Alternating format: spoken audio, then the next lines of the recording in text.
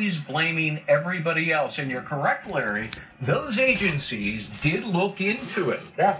And there is no price gouging. And they're now people by Democratic appointees, and they still can't find anything. But if you go back just 3 years when I was paying, what, $1.50 for a gallon of gas, where was the collusion of the oil companies then to gouge me and make a profit? No, the market was working, right? There was more supply, less demand, and prices fell. Now there's less supply, more demand, and prices rise. I mean, the market's actually working, to your original point. But to think that Joe Biden is going to go to the mullahs in Iran to get them to produce more oil, who, by the way, they chant death to America. They want to destroy Israel. They hate us. They want to build nuclear weapons. And if that happens, you're going to have an arms race in the Middle East. I mean, we're going to fund the lead sponsors of terrorism in the world if we cut this deal with Iran, number one.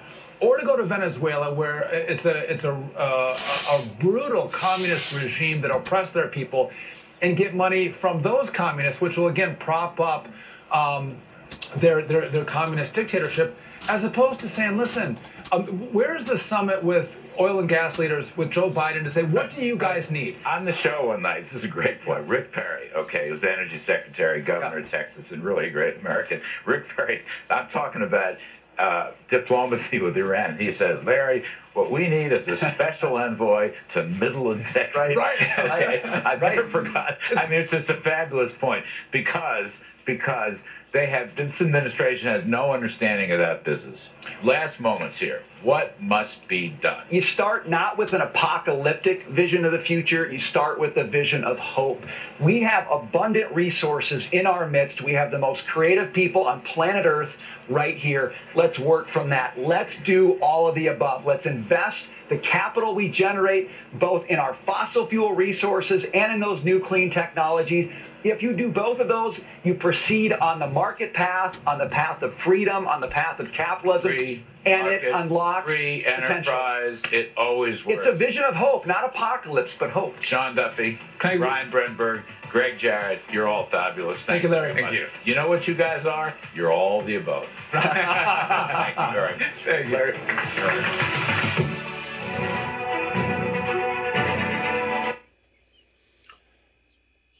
The only reason why that it's become this complex and this complicated is because certain decisions was not made 30 plus years ago, whenever they knew, certain people knew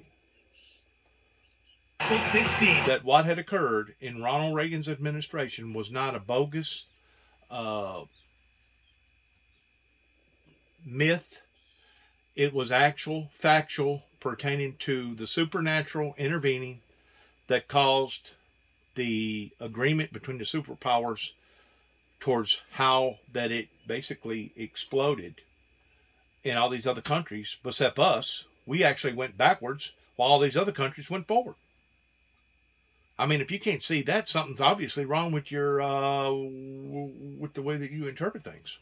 So much, and joining me right now is Denton Cinquagrana, Chief Oil Analyst at Oil Price Information Service, along with Stephen Short and Greg Jarrett. Gentlemen, great to see you. It's been a really informative afternoon. Denton, let me kick it off with you and get your take on the most productive, easiest, and fastest way to get oil and gas prices down.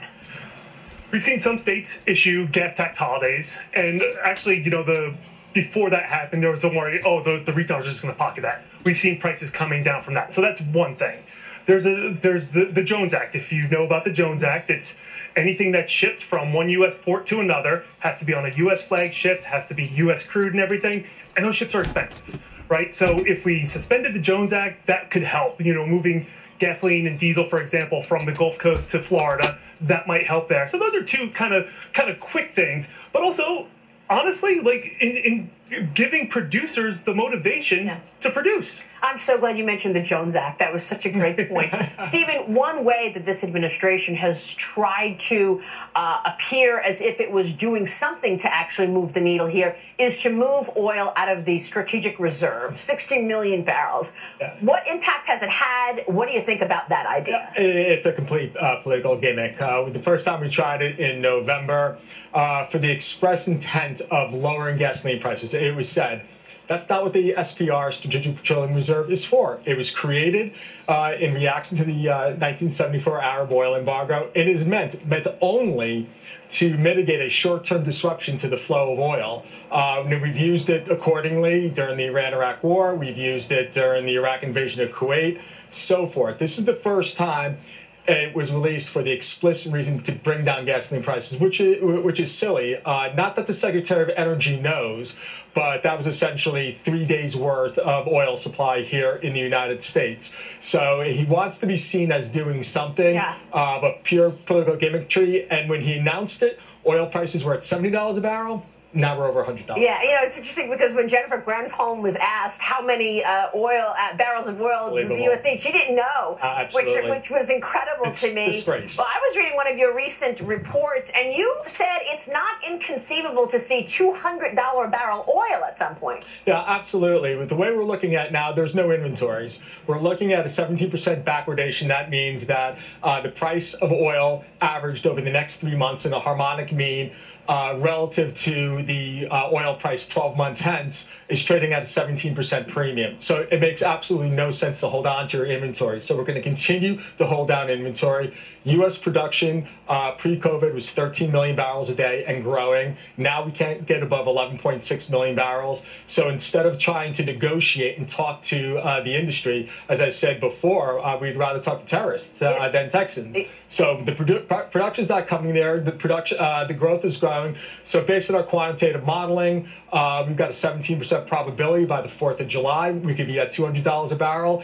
And the upper lower quartiles of our modeling has oil prices in between the range of $135 to $105 a barrel, which means high prices are here. What does that mean for gasoline? Well, $150 oil will translate. Now, let's keep in mind here, we're looking at winter-grade gasoline. When we make the rollover to summer-grade gasoline, much harder to produce. Historically, that adds another 30 cents to a gallon of gasoline.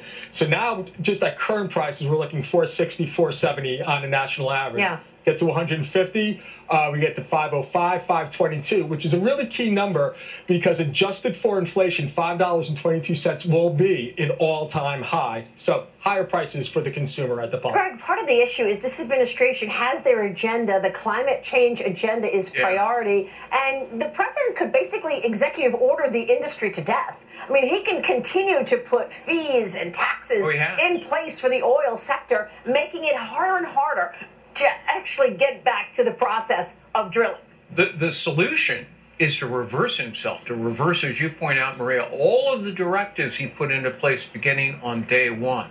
And that means what he would need to do to save Americans from financial collapse and catastrophe is to lift the freeze on oil and gas leases on federal land and offshore. Lift the punitive regulations that he's heaped on energy companies. Tell the EPA to lower the cost on power plants, not increase them. Restore the Keystone XL pipeline and end the war on coal in America. Someday, I hope, we'll never need coal, but not in my lifetime. Yeah, but wouldn't that be a sort of basically saying the climate change agenda failed? Yes. And they don't want to do that. Because it has failed. Do you think the American people understand this? When you're there watching the markets the way you do every day, what's most important that people don't understand? There's so many moving pieces, and that's one of the biggest things that, okay, I get to the gas pump and I pay. I don't know how that price is established, right? Or I flip my switch, electricity, the lights go on. There's just a lot of misunderstanding there. Stephen makes a great point about switching over from winter-grade gasoline to summer-grade gasoline, and we do that on the fly, right? Terminals are kicking out the high RVP, winter-grade gasoline right now, to make room for the summer-grade, and you know what? It's never a smooth transition. It doesn't happen consistently everywhere, but you're going to see these hot spots. And one thing we also are tending to forget, we still have a truck driver shortage. Yes. And that's going to make a big issue when it comes to gasoline prices this summer. On Mornings with Maria, I had on the senator from Kansas, Roger Marshall. Yes. And Greg, you know what he said to us? That he is expecting famine, all as a result of higher diesel, gasoline, and oil. Right. Our energy resources drives our economy. It provides the sustenance for economic growth. When fuel prices go up because of the Biden policies, that gets passed along to the consumer. Manufactured goods have to be transported to the marketplace. So all of those costs are going up, and all of this was foreseeable. Larry Summers, who was former Treasury Secretary under Bill Clinton, top economist in the Obama-Biden administration, warned Biden about this. Your policies are going to cause generational inflation, he warned. Biden wouldn't listen. I noted a couple of days ago in the New York Times, finally a column, the New York Times, saying, I hoped that Larry Summers was wrong. It looks like he was right. Yeah, I saw that piece. That's right. Gentlemen, it's such a great conversation. Thank you. Thank you For your important insights on this. Thank you so much.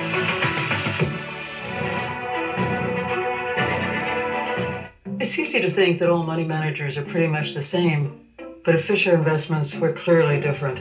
Different how? You saw high commission investment products, right? No, Fisher avoids them.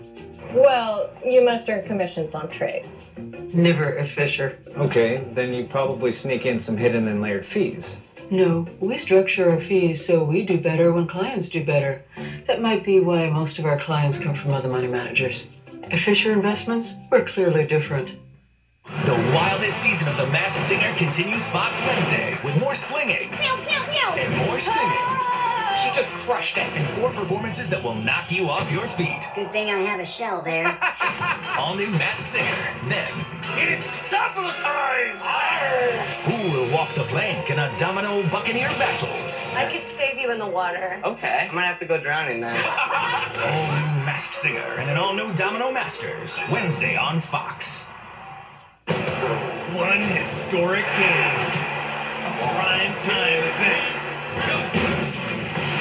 Saturday, April 16th, USFL makes history with a special opening night as the Birmingham Stallions open the season against the New Jersey Jets.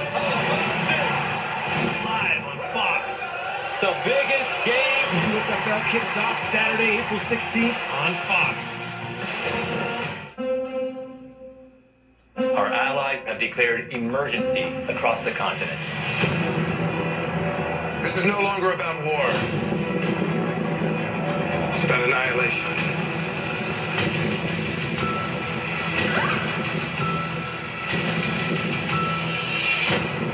Showtime.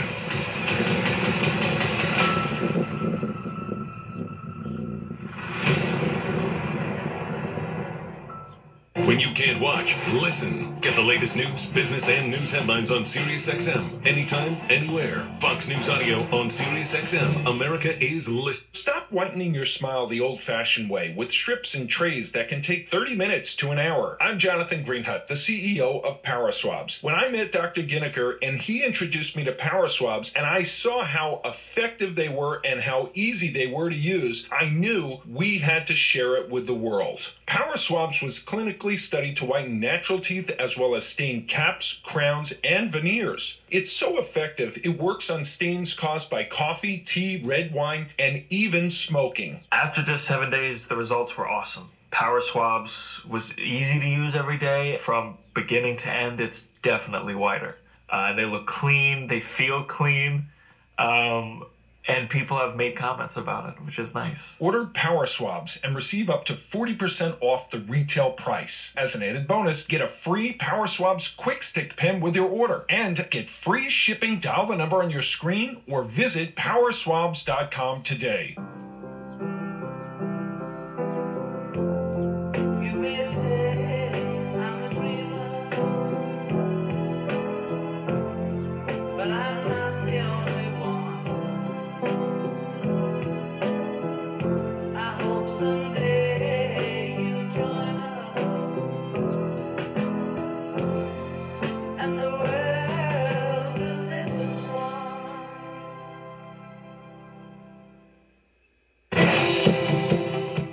Welcome, folks. Back now with me is Brian Brenberg, Jackie DeAngelis, and Phil Flynn. I guess we're supposed to wrap up and figure out what to do in the future, which is a wonderful thing to do. Phil Flynn, let me just ask you a couple things. Yeah. Number one, At $100 or $110 or wherever oil is trading today, is there evidence that Russian oil exports have come down? The answer is sadly no. Right. And there are individuals that are saying, we don't want, blood oil, but sadly there's other countries that are more than willing to buy it. We've seen a lot of cargoes that have been diverted from the United States to India. China's still a big buyer. And so as this war is unfolding, Putin's war machine is still being fed by black market oil or legitimate oil and gas. And it's even amazing that Europe can't even get together to block them because they were so silly to get dependent on Russian oil. Even though they want to stop buying from them, they can't because they're addicted to it and they need to keep the lights on. Our friend Holman Jenkins from the Wall Street Journal had this great idea.